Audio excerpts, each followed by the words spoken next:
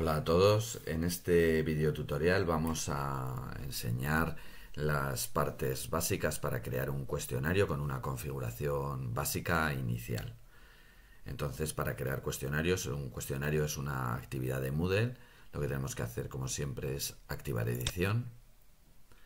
Y una vez activada edición, vamos al sitio, a la sección donde queremos crear el cuestionario y añadimos una actividad y aquí tendríamos cuestionario. Agregamos y nos aparece el panel general de configuración del cuestionario, que como veréis tiene muchas subsecciones. ¿De acuerdo? Recordad que ahora mismo lo que estamos haciendo es generar la estructura para tener el cuestionario. Luego tendremos que añadir las preguntas, que eso lo veremos en otro vídeo. Bien, aquí tendremos que ponerle un nombre, cuestionario de ejemplo, por ejemplo. Y se le puede poner una descripción. Esta descripción se puede ver cuando se entra al cuestionario, pero tienes habilitada la posibilidad de que se muestre en la página principal de Moodle exactamente donde aparezca el cuestionario de ejemplo. Si se marca esta casilla de selección, aparecerá justo debajo la descripción. Esto puede venir bien para tener un cuestionario y en la parte de descripción explicamos las condiciones de dicho cuestionario y el alumno, en cuanto lo ve, sabe cómo tiene que funcionar, que es lo que tiene que hacer, ¿de acuerdo? Como veréis, en gran cantidad de los parámetros de configuración del cuestionario aparece un interrogante donde explica brevemente, da una cierta ayuda de cómo funciona ese parámetro. Bueno, rellenamos nombre, descripción, esto es lo básico, ¿vale? Decidimos si lo queremos mostrar o no y pasamos a otro apartado muy importante, que es la temporalización. Bien, el bloque de temporalización es muy importante porque es donde vamos a indicar cuándo se va a abrir el cuestionario y cuándo se va a cerrar. En este caso, por ejemplo, hemos puesto una fecha y hemos dado un tiempo para abrir y cerrar el cuestionario. El alumno, cuando ve el cuestionario, verá que no está disponible hasta que se llega a esta fecha. Es decir, la temporalización indica cuándo el alumno puede acceder, pero el cuestionario en la página principal sí que será visible, ¿vale? Para ocultarlo ya veremos después cómo se hace. Bien, además de el plazo para realizar el cuestionario, muy habitualmente querremos marcar un tiempo para que el alumno dedique a hacerlo. ¿De acuerdo? Un tiempo límite, es decir, si queremos poner 10 preguntas y queremos que lo hagan en 30 minutos, pues aquí pondríamos 30 minutos. Y una cosa es esta, y otra cosa es que el alumno pues tenga un día para hacer ese cuestionario de 30 minutos. Si queremos ajustar los tiempos, porque queremos que el alumno tenga poco acceso al cuestionario, recordad que siempre entre abrir y cerrar el cuestionario hay que dar algo más que el tiempo límite, ¿de acuerdo? Entre abrir y cerrar el cuestionario, si el tiempo límite son 30 minutos, por lo menos aquí tendría que haber 35, ¿de acuerdo? Hay que contar con que el servidor puede tener cierta sobrecarga, que el alumno le tiene que dar al botón para acabar el cuestionario y se tiene que enviar. Entonces siempre entre abrir y cerrar el cuestionario tiene que ser mayor que el límite de tiempo. Otra pestaña muy importante es qué pasa cuando el tiempo acaba. Normalmente aquí nosotros sugerimos que el envío se realice automáticamente, es la configuración que está puesta por defecto. Y hay otras opciones, como que se abre un periodo de gracia pero no se pueden responder más preguntas, o que el envío se debe hacer y si no cuenta como que no se ha enviado. ¿De acuerdo?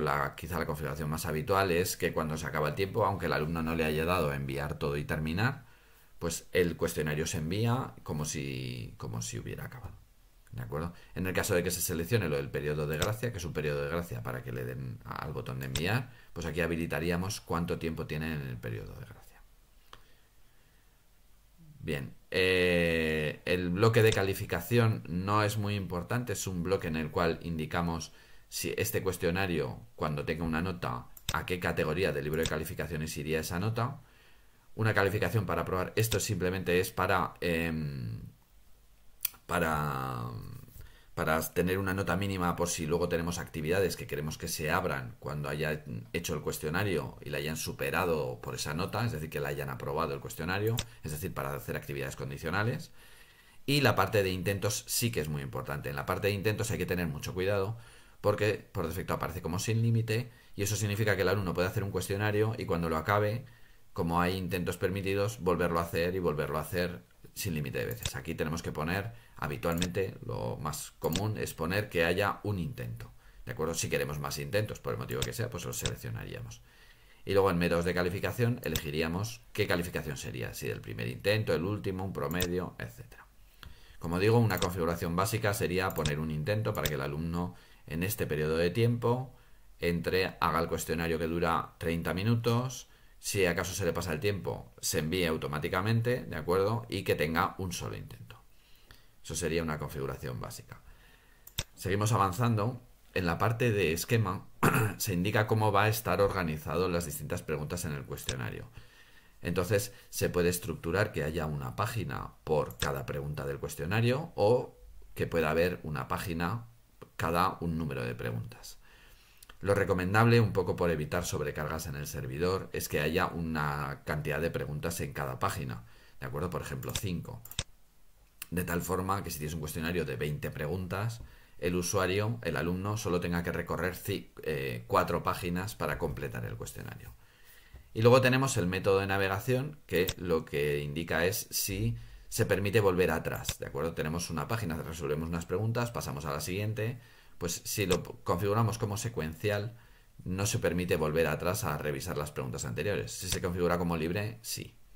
Recordamos que en la situación de confinamiento del COVID de los meses de marzo a junio de este año, salió una normativa en la Universidad de Zaragoza que dice que el método de navegación tiene que ser obligatoriamente libre. Esto fue ahí en ese momento. No sé si esta normativa puede que cambie en un futuro. ¿De acuerdo? Entonces simplemente esto sirve para organizar cómo verá las preguntas el alumno. Esto tiene relevancia también pensando en las preguntas aleatorias, si el alumno puede ir hacia adelante, hacia atrás, o si las preguntas del cuestionario aparecen desordenadas. Pues eso que lo veremos en otro vídeo, cómo organizar eso. Pero esta parte tiene relevancia en esos aspectos.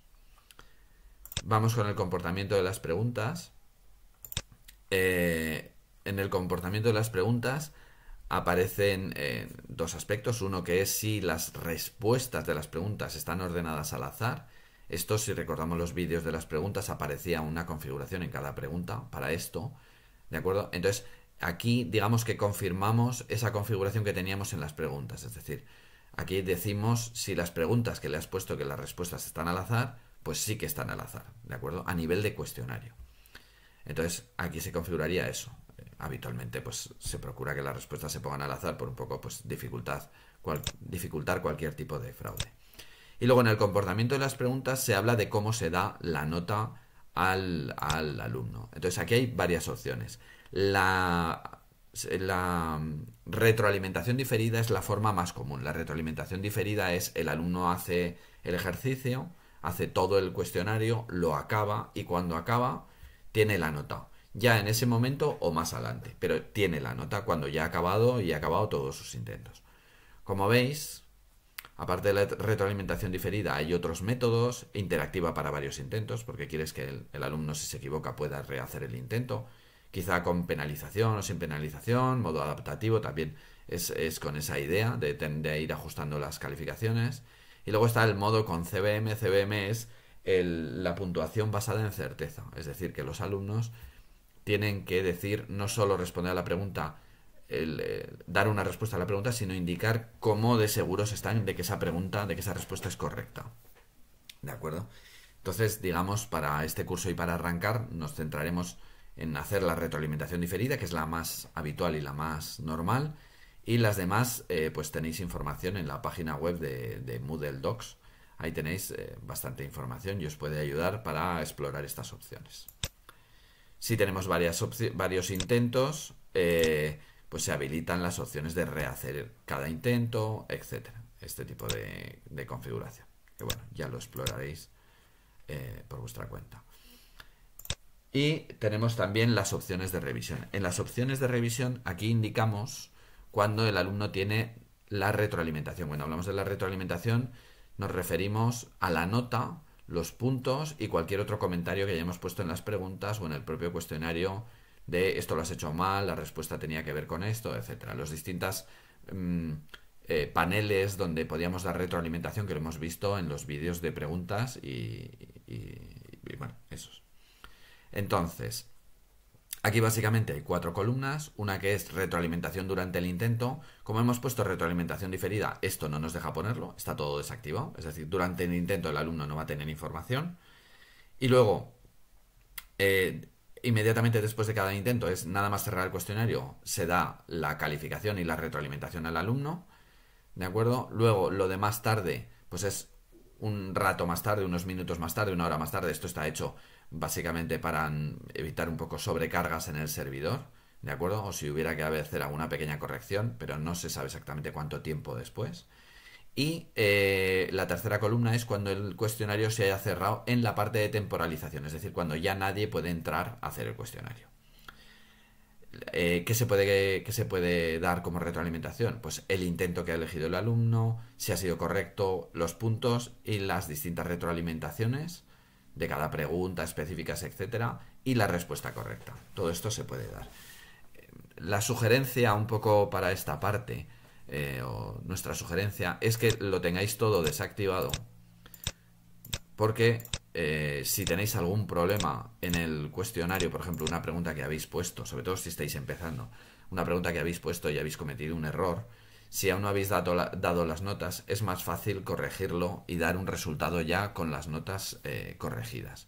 Entonces, recordad que esta parte de configuración siempre podéis entrar y modificarlo. Es decir, el cuestionario se puede abrir, incluso se puede cerrar sin dar ningún tipo de retroalimentación ni notas.